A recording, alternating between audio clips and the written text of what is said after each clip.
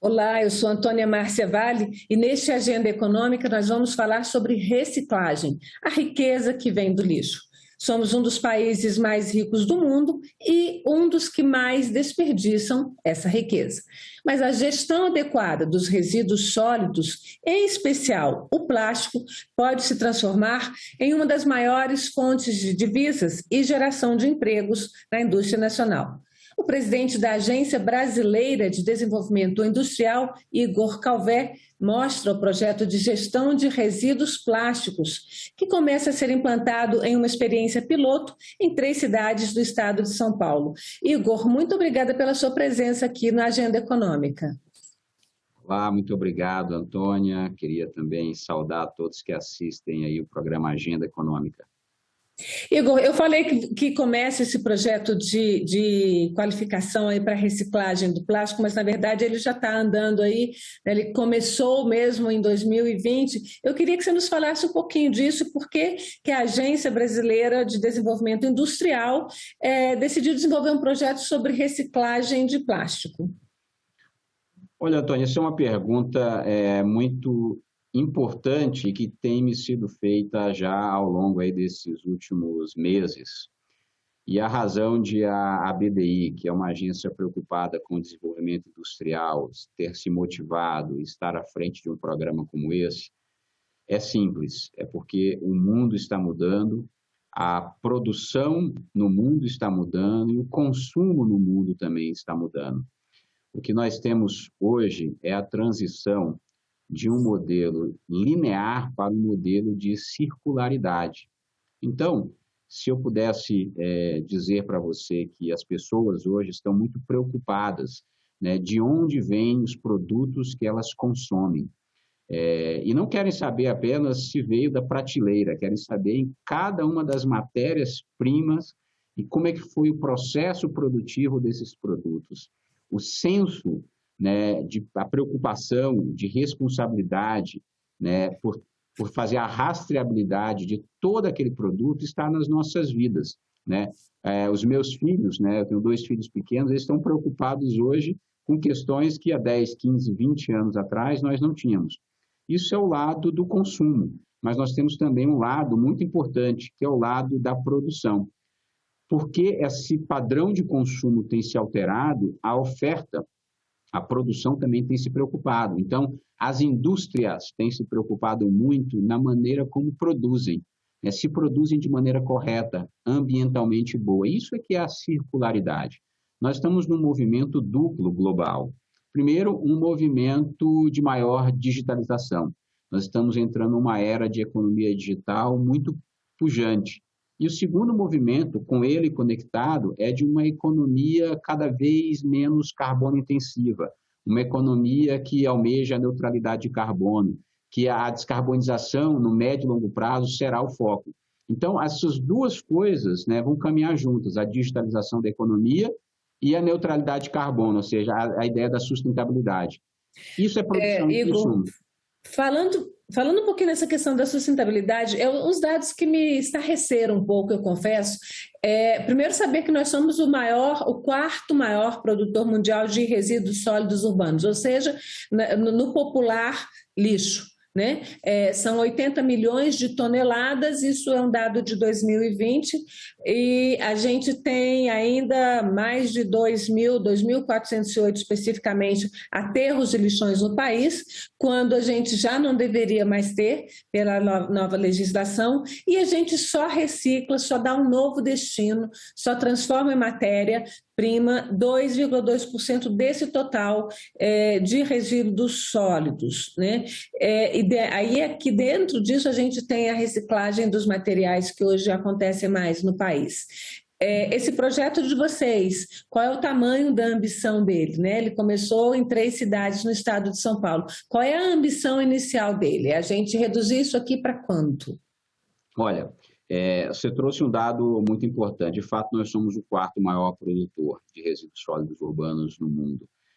Tem um outro dado que eu tenho aqui, que é um estudo feito em 2018 pelo Banco Mundial, que chama Water Waste 2.0, que nos informa que aproximadamente 2 2 bilhões de toneladas de resíduos sólidos urbanos são gerados anualmente no mundo. Então, ou seja, é muita coisa, e o Brasil é o 4º lugar dessa grande coisa, dessa magnitude toda que eu estou dando, 2 bilhões de toneladas. E isso vai subir mais de quase 70% até 2050. Então, por que eu trago esse dado? Porque para nós minimizarmos esse problema no Brasil e no mundo, nós vamos ter que usar a tecnologia, nós vamos ter que usar a inovação e ter um tratamento prioritário dessa questão. E aí você mencionou esse projeto. Nós temos um projeto, de fato, desde 2020, né, com a Biplast, tá, a Associação Brasileira da Indústria do Plástico, muito preocupado em, olha, como é que nós vamos fazer com que os municípios brasileiros se interessem por essa questão? E aí nós fizemos em 3 municípios uma modelagem econômica, eu vou voltar a esse assunto da modelagem econômica, que fosse sustentável a depender do porte dos municípios. Então, Cajamar, Barueri e Guarulhos, cada um com um porte específico, e nós vamos buscar na literatura e experiências internacionais o que municípios do mundo inteiro, de portes semelhantes, podiam nos trazer. Isso é coleta seletiva, é tratamento de resíduos orgânicos, né? São legislações específicas, e nós produzimos, com a ajuda de uma consultoria especializada, esses planos, essas modelagens econômicas. E eu digo que nós produzimos essas modelagens porque, obviamente, que isso é de interesse e é de gestão única do município, não é da BDI fazer, mas a gente encurtou o caminho para eles nesse aspecto, porque isso só vai funcionar, Antônio, quando nós tivermos um modelo que seja economicamente também sustentável, porque isso precisa ter incentivos econômicos para funcionar. Então, quando você me pergunta qual é a nossa taxa, ali, o que a gente espera, né, de primeiro, segundo, terceiro e quarto, eu não consigo te dar um número específico. E é muito claro, porque nós estamos no começo de um processo no Brasil, embora desde 2010 nós tenhamos uma política chamada Política Nacional de Resíduos Sólidos no Brasil. E desde 2010 nós não conseguimos ainda diminuir o montante. Tá? Para você ter uma ideia, no estudo de 2019 da Maxiquim, diz que o Brasil reciclou 838 mil toneladas de resíduo plástico. Isso aqui é só resíduo plástico. Tá?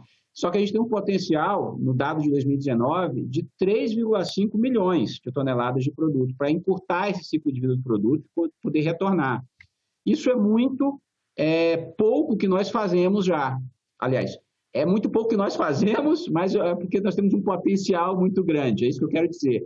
Então, o que eu precisava dizer, assim, o nosso projeto olha, como é que você torna viável uma modelagem econômica para o município? Porque, pela legislação brasileira, o município é o responsável pela destinação dos resíduos sólidos. Você falou em aterros aí, em lixões, etc. Muitos municípios do Brasil que ainda tem.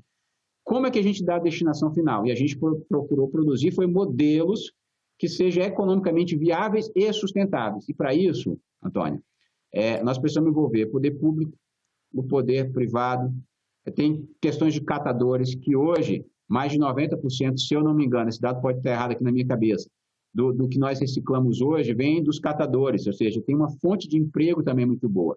A gente precisa fazer com que essa cadeia dos recicladores, das empresas que reciclam, né, das empresas que produzem, funcionem de maneira coordenada. Desde o ponto de vista da tributação, que é super importante, para você dar a ideia de uma circularidade que compense, né, porque hoje em dia não compensa fazer a circularidade, que é uma bitributação, até o fim, né, que é a produção do emprego pelo catador. Todo mundo tem que fazer o que, em certa literatura econômica, se diz assim, win-win game, é um jogo de ganha-ganha. Eu queria que você falasse um pouquinho, se o que vocês estão fazendo é um modelo que os municípios que se enquadram mais ou menos nos mesmos tamanhos, porque a gente está falando de Barueri, né, que é o município mais rico do país, porque tem toda uma zona industrial, tem toda tem uma riqueza muito no entorno ali. A gente está falando de Guarulhos, que é um município industrial, e de Cajamar, que é um município bem menor.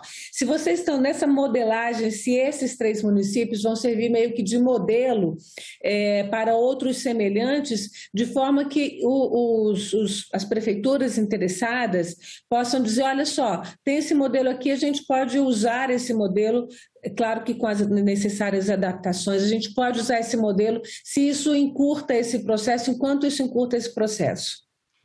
Exatamente isso, você captou muito bem o que eu disse em alguns minutos, você disse em alguns segundos, Antônia. Eu acho que o nosso papel é exatamente esse. E nós pegamos esses municípios exatamente por conta dessas características, né? O que no estudo de benchmark nós fizemos, tinha estudos, vou grosso modo falar isso, cidades de tamanho P, M e G. Cidades pequenas, como você mencionou, médias e grandes. Cada uma tem um problema. Então, se você parar e pensar, por exemplo, em cidades de tamanho médio, a gente tinha cidades da Eslovênia, da França, que eram cidades entre 50 e 500 mil habitantes, e nós notamos uma preocupação maior delas com resíduos orgânicos. E aí lá a modelagem dessas cidades era por questões de dedução de pagamentos ou subsídios para a implementação de compostagem doméstica. Nas cidades grandes, que a gente chamou de cidades de tamanho G, que são mais de 500 mil habitantes, ou até acima de 10 milhões de habitantes, né, são cidades super grandes, GG, o que nós vimos era que as cidades elas se empenhavam em fazer desenvolvimento de planos e leis de aprimoramento da gestão do resíduo sólido urbano. Então, o que a gente fez, na verdade, foi condensar as experiências internacionais exitosas em termos de modelos de negócio que surgiram e adequar elas à realidade brasileira. Então, um município pequeno, como você mencionou, ou municípios grandes como Guarulhos, podem pegar a experiência e a modelagem que nós temos para Guarulhos e adequar pequenas coisas para conseguir colocar nos seus municípios. E aí nós chegamos no ponto que você mencionou.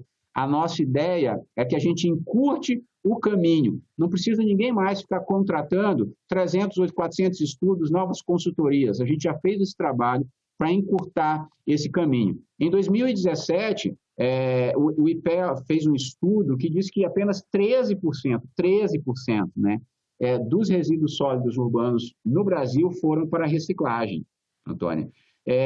Veja, eu estou falando 7 anos depois que a lei, que o Plano Nacional de Resíduos Sólidos, né, a Política Nacional de Resíduos Sólidos, a PNRS, foi publicada.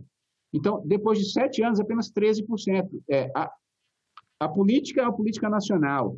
E o IPEA também é um organismo de estudos, né, federal. A avaliação é que, de alguma forma, a política não conseguiu ainda juntar esses elos. Ela é super importante. Eu não tiro isso do ponto de vista da BDI, a importância dela, porque ela orienta. Acontece que a gente ainda precisa encontrar mecanismos de mercado para que essa lei, para que essa política possa, de fato, de verdade, vir a se aproximar do que nós precisamos para o país. Falando dessa questão de mercado e da questão de trabalho, eu queria trazer um outro número para a gente aqui, que é uma pesquisa da Celur, que é a Associação das Empresas de Limpeza Urbana, que é um infográficozinho que a gente fez básico sobre a reciclagem de 4 produtos básicos no país, que é o alumínio, né, que 98% do alumínio consumido no Brasil é reciclado, papel com 67%, aço 47% e plástico, que é o que vocês estão trabalhando nesses materiais, é o menos reciclado com 25%. Eu gostaria de lembrar aqui que alumínio, se a gente pensar todo lugar que você vai, tem uma pessoa lá, normalmente uma pessoa bastante numa situação econômica complicada, que faz lá coleta de latinhas, né, que tem aí uma fonte de renda. Eu queria que você falasse um pouquinho sobre como é a reciclagem desses outros materiais aí, como é que vocês pretendem fazer com o plástico? Porque é muito difícil, se você pensar a quantidade de plástico que a gente consome que a gente usa, né? Que a gente consome não, que a gente usa dentro de casa, todas as embalagens de alimento hoje praticamente são feitas de plástico. Nesse modelo que vocês prepararam, como é que é esse processo? Porque a gente tem na reciclagem aí, a gente tem 4 pontos, né? A fabricação, a distribuição, que são os pontos da logística reversa, né? O consumo, que seria o cidadão, e o meio ambiente, que é quem mais está sofrendo com essa questão. Como é que se organiza essa questão aí nesse modelo de reciclagem de plástico de vocês? Muito interessante. Você citou, se eu não me engano, aí o dado da Celurb, né? Que é o Sindicato aí Nacional das Empresas de Limpeza Urbana. Acho que nesse mesmo estudo a que você faz referência, diz que o valor potencial que deixa de voltar para a economia sem a reciclagem, né, desses produtos também é de mais de 5 bilhões de reais por ano. Então, veja que é um montante, nós estamos falando de 90% aqui de alumínio, né? Então, o que você comentou, né, são as latinhas, em todo lugar a gente vê, infelizmente, eu digo infelizmente porque é uma realidade, assim, tanto do ponto de vista do descarte, quanto talvez do subemprego no Brasil. Você sempre vê uma pessoa catando latinhas para poder vender, né, e fazer reciclagem. Essas pessoas ajudam muito a nossa reciclagem, né? Grande parte do que acontece no Brasil acontece com elas. E aí você mencionou outros, acho que 3, está aqui, inclusive, na nossa tela agora que eu estava vendo, né? Papel, aço ainda e plástico, que é o que nós estamos trabalhando. No início da nossa conversa, eu mencionei da nossa necessidade de voltar com as coisas, né, no processo produtivo. Daí a ideia de passar de um processo linear para um processo circular. Qual é a dificuldade, Antônia? Que até agora nós temos visto. Quando a gente trata de produtos e matérias-primas diferentes, os processos produtivos são diferentes. Tá? Por isso que essa não é uma questão muito simples, é complexa. Retornar o aço, do ponto de vista de processo produtivo industrial, é diferente de retornar o papel. Tá? Às vezes, né, aliás, às vezes não, o tipo de máquina que você usa é diferente, tá? O tipo de coleta é diferente. A coleta de alumínio é feita pelos catadores na rua. A coleta de aço, como é que você acha que acontece? Realmente, ferro velho, provavelmente os próprios lixões. E por isso que eu mencionei esse ponto, porque o processo de coleta e o processo industrial para voltar o produto para o ciclo industrial difere muito. Então, a gente não tem, e aí pode ser apenas um desconhecimento meu como a BDI, a gente está trabalhando só com o processo de plástico, mecanismos que sejam uniformes para todo tipo de retorno na economia circular. Porque tirar o aço e retornar ao processo produtivo é diferente. Exige um custo de frete maior, exige um custo, por exemplo, de desmontar um veículo maior para fazer uma renovação da frota de veículos.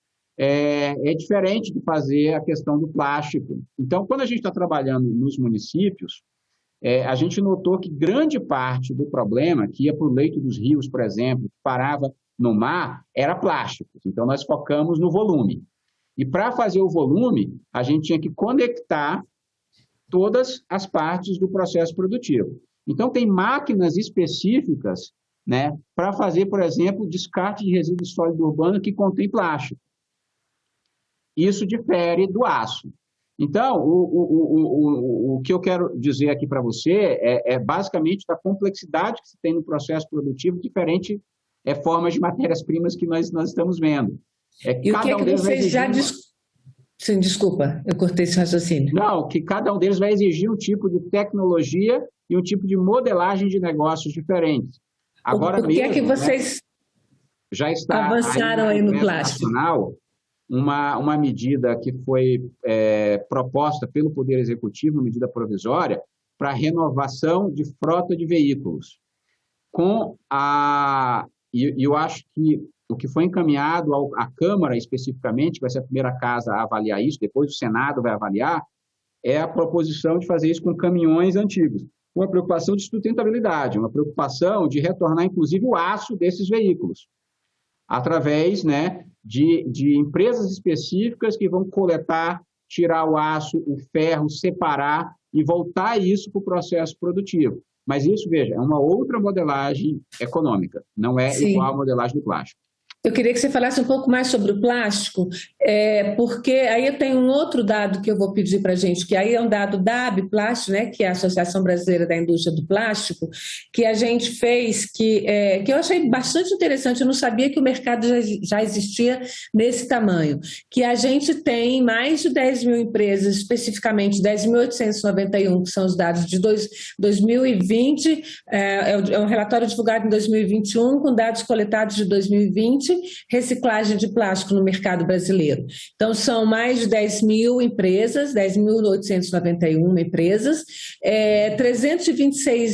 mais de 326.700 empregados, isso na indústria, com um trabalho aí de reciclagem de mais de 7 milhões de toneladas. E que essa indústria da reciclagem do plástico é o quarto maior empregador da indústria de transformação brasileira. Ou seja, a gente gente tem aí uma indústria que já é uma indústria importante e com esse projeto de vocês, certamente vai ser muito mais importante aí. Como é que vocês pretendem fazer? O que esse modelo diz sobre coleta do plástico? Porque vamos pensar que o plástico saiu do mercado e terminou na casa do consumidor, na minha, na sua casa. Como é que a gente vai trabalhar com esse plástico para ele poder chegar num estado de volta para essa indústria da reciclagem? Tá, isso é muito, muito importante a sua pergunta. Veja, o plástico é grandemente usado em todo o processo produtivo. Então, isso já é fato, isso você já colocou para a gente. Nós temos dois tipos de ganho, um ganho ambiental e um ganho social, derivados de ações de circularidade ou de economia circular. O plástico chegou na minha casa, você faz uma disposição correta, ambientalmente correta. Primeira coisa, aqui em alguns modelos de ISO, você tem que fazer a separação de lixo. Então, já que acontece em Brasília, por exemplo, plano piloto, talvez na cidade de satélite não aconteça, não sei se acontece em todo o Distrito Federal, em várias cidades do Brasil também acontece isso, caminhões específicos, né, para coleta, ou de matéria orgânica ou de matéria seca, tá? E isso quando vai, a separação correta, já vai para um local específico, um caminhão específico, que pega esse plástico e trata o plástico para a retomada dele para o processo produtivo.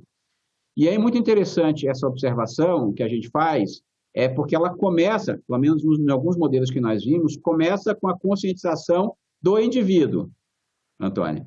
E esse é um ponto importante de qualquer processo desse, porque a conscientização nossa, né, diária, né, dos indivíduos em relação ao plástico, ela é muito importante para a gente conseguir dar a destinação final, porque a cadeia só vai funcionar, essa que eu falei, né, da coleta seletiva para um tratamento específico de resíduo sólido urbano, de RSU, numa máquina específica de plástico, se a gente fizer essa parte principal. Depois que fizer essa parte principal, ela volta para o tratamento melhor do plástico em termos de limpeza e depois de a reconfecção do plástico, que pode voltar à cadeia produtiva. E aí, qual é a dificuldade que nós temos ainda muito? É a questão da tributação, porque uma matéria que entra, de novo, como reuso, né, ela é tributada novamente da mesma forma como se fosse matéria nova. Então, você não tem incentivos para você... para o produtor, né, pagar de novo para algo que seja reciclado. Então, o meu ponto aqui é um pouco esse, que a gente precisa tocar desde a sensibilização até a questão da tributação ou da bitributação dessas matérias-primas reutilizadas. Um ponto importante que eu falei que a gente precisa observar e que tem nos seus dados aqui é a questão social derivada disso, né, da coleta plástica. A gente tem social, você falou da quantidade de empregos, mas tem também uma diminuição das emissões de CO2 muito significativa, se a gente assim fizer, porque é menor produção, reprodução, na verdade, uma produção novamente do plástico, e sem contar com a diminuição, na verdade, dos lixões e dos aterros sanitários urbanos, que podem, inclusive, poluir os lençóis freáticos. Então, você tem... Pois não. Desculpa, termina o seu raciocínio. Não, pode ficar à vontade. O que se faz com esse plástico reciclado? Como é que a gente reaproveita ele? Tem vários modelos. Um dos modelos é pegar o plástico reciclado e voltar nas recicladoras, e as recicladoras entram no mercado para revender esse plástico. Ponto. Tá? Acontece que... Pois não. Mas aí depois, ele vai lá para a indústria e ele volta... Não, aí como o plástico ele não se decompõe assim, ele vai de novo, o ciclo continua. O que acontece hoje? Vai para o lixo, vai para os aterros, ou vai para o leito dos rios. E esse plástico não é mais utilizado. Quando a gente tem um melhor tratamento, esse plástico volta para uma recicladora que pode revender esse plástico. E ao revender esse plástico, esse ciclo, veja, a circularidade que eu fiz menção no início. Não há plástico, entre aspas, ou pode haver menor quantidade de plásticos, volume de plásticos novos no mercado. Você reduz a produção, emissão de CO2 e menor poluição dos rios e dos lençóis freáticos, por exemplo. Quando é que a gente vai poder ver os primeiros resultados? Quando é que vocês vão ter nas mãos os primeiros resultados? Uma análise dessa experiência, né? Uma experiência piloto. Nós estamos numa segunda etapa do projeto que começou agora em 2022. que é a questão da plataforma, tá? É uma plataforma para dar rastreabilidade. Rastreabilidade para dizer, o plástico que saiu hoje, será que esse plástico voltou para a cadeia produtiva? Então, nós vamos ter os resultados. Esse projeto começou em 2022, a gente quer que até 2023 já tenha os primeiros resultados dessa plataforma, porque se a gente não conseguir rastrear e gerar informações e dados, a gente não consegue ter essa inteligência que você faz referência. A sua provocação é muito boa. Porque só se eu disser que eu estou fazendo resíduo sólido urbano e voltando, é ótimo, mas se eu conseguir rastrear, o plástico sai da sua casa hoje. Quando é que ele volta para o processo produtivo? Daqui a 3 meses, 4 meses? Preciso rastreá-lo. E quando eu rastreio, que é esse projeto que nós estamos dando continuidade, eu vou conseguir dar essa resposta para você. Acho que os primeiros resultados nós teremos em 2023 sobre essa rastreabilidade, Antônia. Igor, eu quero agradecer muito a sua presença aqui na Agenda Econômica. A gente já fica com uma conversa pré-marcada, pré-agendada para 2023, assim que vocês tiverem os primeiros dados aí, porque eu acho que é muito interessante. Realmente, plástico hoje é uma das maiores preocupações em termos, do ponto de vista ambiental de rios e mares, né? Poluição de rios e mares, né? Muito obrigada, Igor. Muito obrigado, Antônia, a todos que nos assistem. E agradeço também a você, telespectador da TV Senado, internauta que vê os nossos programas no canal do YouTube, youtube.com/TV Senado, no site da TV Senado, tvsenado.com.leg.br/TV. A gente está aí, se quiser rever este programa, indicar para alguém, aproveite as nossas informações e acompanhe os canais da TV Senado. Muito obrigada e até a próxima Agenda Econômica.